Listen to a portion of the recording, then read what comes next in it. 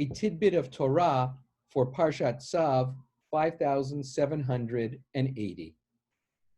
The Parsha presents us with the initiation of formal worship by our Israelite ancestors after having completed the construction of the Mishkan while encamped at the foot of Mount Sinai. An elaborate religious ritual encompassing the consecration of the Mishkan, the ordination of Aaron as Kohen Gadol and his sons as Kohanim, and the elevation of place and persons into the service of God were facilitated by Moshe in the presence of the entire nation.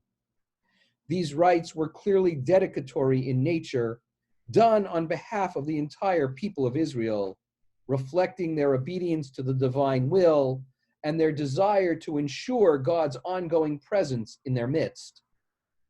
Our Israelite ancestors could see and celebrate the entry of God's kavod, God's divine presence, into the newly dedicated Mishkan as a visible manifestation, described as a numinous cloud hovering above it and filling it, becoming luminescent at night.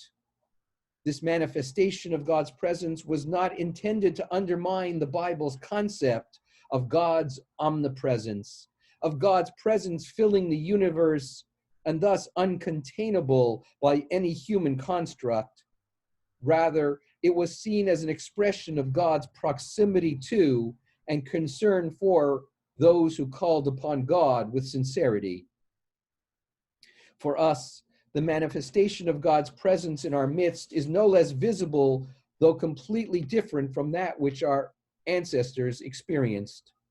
The visible form of God's presence can be seen in the acts of chesed and kindness, in the dedication to caring for those in need, in the dutiful performance of daily and routine tasks in the service of others, in the utilization of our God-given abilities to bring uplift to those around us. As the current crisis persists, may we each find our own unique way of becoming an expression of God's presence as God's partners in the world. Shabbat Shalom.